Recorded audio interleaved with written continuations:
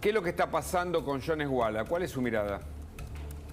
Bueno, creo que lo que ha ocurrido con Jones Walla es la crónica anunciada, es decir, el gobierno nacional no estaba haciendo nada para ubicarlo, lo ubicaron vecinos de la zona y frente a ese dato ya era imposible que no actuaran. Me alegra además que se haya tomado por parte del gobierno chileno ya las medidas necesarias para producir su extradición.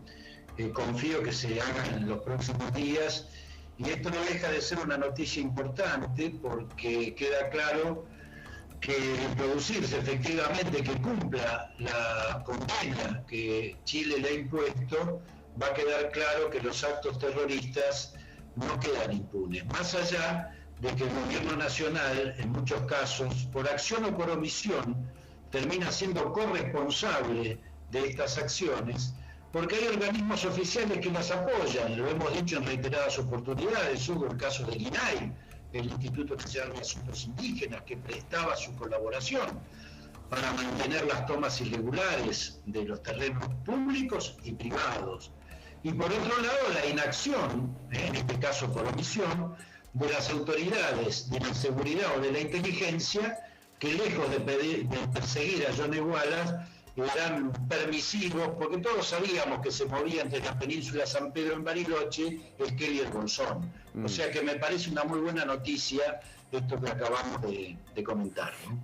¿Hay cierta simpatía por estos grupos extremistas? Se lo pregunto con la vasta experiencia que usted tiene, fue jefe de la Exide, y además usted conoce bastante bien el peronismo y muchos dicen, atención porque detrás de Jones Walla, de estos extremistas, está un sector residual de los montoneros, una idea territorial más allá del negocio inmobiliario, un tema político de simpatía ideológica de este gobierno con grupos extremistas. Sí, evidentemente este gobierno tiene una clara afinidad con lo que podemos llamar el Foro de San Pablo. Ahí está, el Foro de San Pablo. Recordamos, ¿no? El Foro de San Pablo fue una idea, entiendo, corríjame si me equivoco, de Fidel Castro, junto con Lula, ahí estuvo también Néstor Kirchner, y lo fundaron en San Pablo para que no sea Cuba el centro estratégico, sino quedaba todo reducido a la isla. Y desde ahí una serie de políticas que incluían a la Argentina y a la vicepresidenta particularmente. Tal cual. El Foro de San Pablo controla más de 10 países en América Latina, si hacemos un análisis más pormenorizado. Y ese foro es la expresión de la nueva izquierda neomarxista. Su principal ideólogo en la Argentina ha sido tomado Ernesto Laclau, que construye siempre una idea de poder sobre la base de la contradicción, siguiendo un modelo claramente marxista. De manera que todos estos grupos responden a la nueva agenda de la izquierda. ¿Qué quiero decir? Una agenda que ya no está basada en la lucha de clases, porque esto ha demostrado que no atrae, que ha fracasado en el mundo a partir de la caída del muro de Berlín, pero que ha hecho una nueva agenda vinculada a una serie de temas como un ecologismo extremo, por ejemplo, o concretamente en la cuestión del indigenismo, como un mecanismo de crítica y de cuestionamiento del modelo capitalista. Consecuentemente, estas acciones empiezan a recibir, o esta orientación empieza a recibir obviamente el apoyo de sectores que en la década del 70 estaban en esta misma postura, grupos de exmontoneros. Pensemos que algunos de los exmontoneros muy conocidos le estaban dando apoyo judicial a las tomas que estaban haciendo estos cerdos mapuches en el sur argentino. Y si ahora agregamos un dato más que es sumamente preocupante, Hugo, el otro día lo comentaba Carlos Rucauf con mucha claridad, se está cerrando una pinza sobre la integridad territorial de la Argentina. Por un lado, los mapuches en el sur, a través de la idea de reconstruir la nación Gualmapu. Recientemente el gobierno le ha entregado 4.400 hectáreas a grupos mapuches en Mendoza, cuando todos sabemos que jamás en Mendoza hubo una real presencia de mapuches, que además no son de origen argentino. Me permito hacerle un aporte sobre el número, porque recién hablábamos con Petri. Primero fueron 21.000 hectáreas y ahora se sumaron 5.000 más, son 26.000 en total. 26.000 en total, 4.477 fueron las que agregaron ahora en una zona además altamente sensitiva de Mendoza. Claro. Es la entrada a Las Leñas, el principal centro turístico de Mendoza, pero además es una zona de alta producción de petróleo. Ahora, si le sumamos a eso lo que está haciendo Evo Morales, otra clara expresión del Foro de San Pablo, en el norte argentino está planteando la reconstrucción de la nación aymara. La nación aymara ocupaba parte del norte argentino, según Evo Morales, el sur de Bolivia y el norte de Chile. De manera que está también ocupando, planteándose la idea de una secesión en un territorio altamente sensible, no por el petróleo en este caso, sino básicamente por el litio. O sea, acá hay una clara acción que tiende a vulnerar la integridad territorial en una acción de naturaleza secesionista donde utilizan desde la acción terrorista como en el sur hasta la convocatoria a los pueblos supuestamente originarios que hace Evo Morales en el norte argentino. ¿Gabriel? Miguel, buenas tardes, soy Gabriel Iesi, ¿cómo le va? Gusto saludarlo. ¿Qué tal, Gabriel? Bien, usted que es un observador de la realidad y detallista al respecto, me gustaría conocer cuál es su mirada acerca de Rosario, el narcotráfico y la gravísima crisis que vive esa provincia. ¿Qué habría que hacer más allá de todo lo que vemos? Porque días pasados ya directamente tomaron como rehén a un joven altamirano, le dispararon 3 veces y lo tiraron en la puerta de la cancha de Ñul. Ya quedan pocas cosas, balaceras a comisarías, centros penitenciarios, etcétera, etcétera, récord de muertos, etcétera. ¿Qué hay que hacer en Rosario para poder recuperar y que los ciudadanos de esa hermosa provincia recuperen la calma?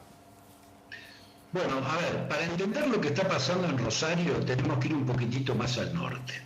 Rosario es una de las puertos o puertas de salida de la droga que se produce en el norte, ya sea la cocaína en la zona norte de Bolivia o la marihuana básicamente proveniente de Paraguay.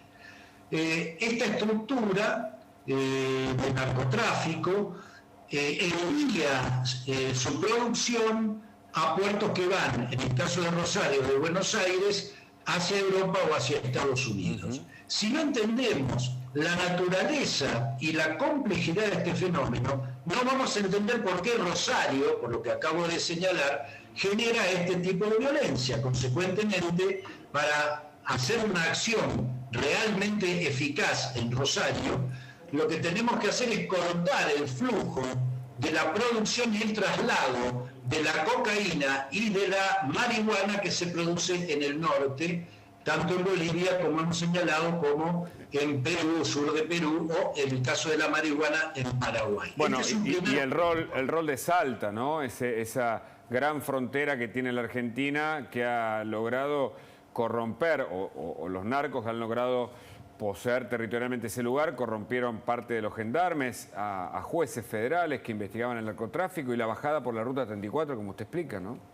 Exactamente, eso es en el caso de la cocaína, básicamente. Sí. Pero la hidrovía, que quede claro, es por donde proviene básicamente la gran cantidad de marihuana. Desde Rosario o de Buenos Aires sale, como digo, hacia Estados Unidos y hacia Europa. Entonces, lo que se requiere acá es una acción de inteligencia que determine claramente cómo son los flujos de producción, de transporte y de distribución, para después poder actuar sobre los claros objetivos que la acción de inteligencia defina. Este es un punto.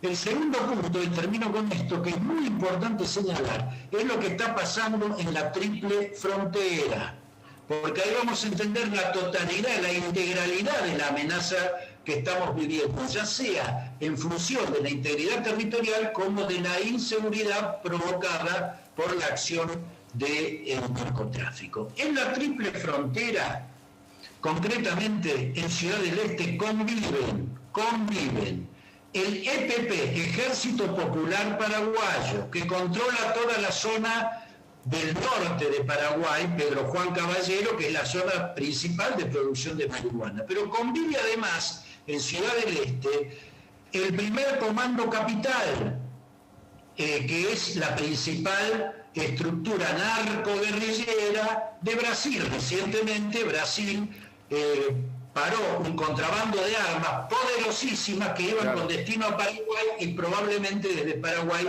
para la Argentina. Pero algo más, convive en Ciudad del Este Hamas y Hezbollah. Esto está absolutamente demostrado cuando hicimos el informe ABIA. De manera que hay una suerte de connivencia entre las estructuras que generan la producción del narcotráfico con el terrorismo. Pensemos que Ciudad del Este es uno de los centros de mayor obtención de logística para Hamas y para Hezbollah. Pero además, de manera que juntando todo en la amenaza que estamos teniendo. Pero además, piense esto, los 8 tripulantes del avión iraní de Entrasur tenían posiblemente muchas conexiones con Hezbollah. Lo que pasa que el juzgado, esto es textual de fuentes muy cercanas al propio juez, no pudieron determinar del todo la relación absoluta, pero había bajado el avión, estuvo varios días ahí en esa triple frontera y después vino a la Argentina. Para entenderlo también y relacionar el terrorismo con el narcotráfico hay que pensar en Maduro, ¿no? Que tiene la alianza con Irán y que es investigado en los Estados Unidos por tráfico de cocaína y por ser parte del cartel de los soles. Fíjate cómo encaja este sistema narcoterrorista que también se lo despliega desde el Foro de San Pablo, porque allí Evo Morales también tiene una predominancia sobre el cultivo de coca en su país. Ha sido una de las políticas más fuertes de Evo Morales, quien está agitando las banderas del extremismo e incendiando, esto lo dicen los peruanos, parte de la toma de Lima, ¿no?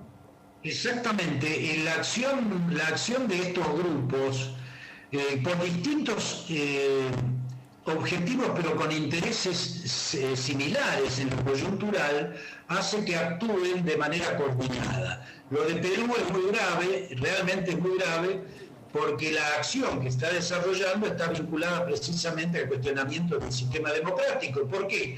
Porque el aborto que se ha hecho del intento de autogolpe o de golpe, digamos, por parte del expresidente, está determinando una reacción. ¿Quién era el expresidente Castillo de Perú? Un hombre vinculado precisamente a este sector de la izquierda latinoamericana y del Foro de San Pablo. Es decir, termino con esta cuestión. Hay una suerte de integración y de acción coordinada de la narcoguerrilla, el terrorismo y el narcotráfico que opera como una enorme amenaza, insisto, no solo para la seguridad, como estamos hablando de Rosario, sino también para la integridad territorial de nuestra soberanía. Ahora, fíjese esto, ¿cuánto hace que no vemos, y seguramente Gabriel tiene más datos, grandes decomisos de droga en la Argentina? ¿Cuánto hace que no vemos? Muchísimo. Entonces, en algún momento el gobierno anterior había detectado, recuerdo una historia, tengo 100 para contar, pero no quiero aburrir, lo que se llamaba Narco Itatí. Toda la zona de Corrientes que llevó al intendente a estar preso estaba con una avanzada del narcotráfico de Pedro Juan Caballero, en este caso el tráfico de marihuana. Hasta el intendente estaba involucrado, estuvo preso, yo no sé si todavía no está, creo que ya salió. Natividad Terán. Salió y hizo un juicio abreviado. Exacto, salió en libertad. Pero era tanta la droga que ingresaba, es más, perdón, la autorreferencia. Cuando hablé con un prefecto, en un informe que hicimos ayer en ese lugar, ¿cómo se llamaba? No, dije Itatí, pero era... Sí, la Virgen de Itatí. Sí, Itatí. sí. Me dijeron que en algún momento tenían que preguntar antes de detener cuando ellos encontraban un cargamento de droga cruzando ese río. Entonces, hay evidentemente un avance. Yo no digo que tengamos un narcoestado porque tal vez sea arriesgado e imprudente decirlo, pero hay un avance sobre sectores de la fuerza de seguridad, la propia justicia, paga mucho a la política, el narcotráfico o el narcoterrorismo. Tomo, usted lo sabe muy bien. Sin tal cual, no estamos frente a un narcoestado, pero estamos frente a un estado fallido, cuidado, al menos en lo que hace a la acción de la defensa de la integridad territorial, la seguridad interior y la capacidad de hacer inteligencia para neutralizar este tipo de amenazas. El ejemplo de Johnny Guala es clarísimo. Estuvo 10, 11 meses en Argentina, lo hemos señalado incluso en su programa, Hugo, que se movía entre la península San Pedro, el Bolsón y Esquel, que los vecinos lo tenían perfectamente identificados y el gobierno no había hecho absolutamente nada en términos de ubicarlo o de detenerlo. Bueno, lo mismo está ocurriendo con estos sectores marginales todavía de la política y de la justicia, pero en la medida en que no se actúe con la firmeza necesaria, el narcotráfico crece y se expande. Y acá hay una clara responsabilidad de las autoridades nacionales que tienen que tener, porque el narcotráfico, el terrorismo y las narcoguerrillas son instancias que deben ser abordadas desde lo federal, porque amenazan intereses estratégicos de la nación. Y aquí es donde está la omisión o el fallo por parte del Estado Nacional para operar efectivamente en la neutralización de estas amenazas. Ahora, Gabriel, ¿cuánto hace que no hay un gran cargamento de narcotráfico detenido que sepamos? Ha habido algunos 800.000, ha habido algunos, pero quizás no como vos recuerdas, como bobinas blancas, como algunos de esos procedimientos. O sea, de repente... Sí ha habido algo grave que sucedió días pasados, que vinculan al PCC, robaron 2 avionetas en el Chaco. En el Chaco, claro. Las avionetas Ciudadano Paraguayo. Contamos la crónica. Los narcos se robaron la avioneta a punta de pistola. Sí, de un hangar. Y después volaron y se dieron cuenta en la mitad del vuelo que no tenía combustible la avioneta. Y así cayeron, murieron, ¿no? Correcto, exactamente. Y dejaron la droga y se Sí. Se olvidaron de abrir el paso de combustible. Se olvidaron de abrir el paso de combustible. Correcto. Eso es lo que pasó. Tal cual. Lo que hemos volado bastante, sabemos cómo es ese problema, y se quedaron a poco del despegue. Obviamente consumieron lo que estaba en los tubos y el avión se estrelló. Pero el dato es que no existe control. ¿Por qué? Porque esas avionetas son particularmente especiales para el transporte de este tipo de mercaderías, porque vuelan muy bajo y eluden los radares. Por eso es tan importante plantear lo que hoy se está discutiendo y que estamos trabajando muy fuerte entre las 4 fundaciones de Juntos por el Cambio, que es el apoyo que las Fuerzas Armadas le tienen que dar a las fuerzas de seguridad para combatir este tipo de amenazas. ¿Por qué? Porque los radares de tipo militar, de características muy particulares, no tiene que operar la Fuerza Aérea, tienen que ser desplegados en el norte argentino y ser operados las 24 horas. Lamentablemente esto no ocurre hoy y nuestra frontera norte es un colador, no solamente terrestre, sino también aérea. Y Tomás, usted está insinuando o planteando la necesidad de convocar a las Fuerzas Armadas en la lucha contra el narcotráfico, ¿eso entendí? Sí, lo que nosotros estamos planteando es la necesidad de que las Fuerzas Armadas actúen en apoyo de las acciones de seguridad interior que desarrollan las fuerzas de seguridad. No estamos planteando un combate directo como ocurrió en Colombia, por ejemplo, o como ocurrió en Perú contra Sendero Luminoso, o en Colombia, como decía, contra la FARC.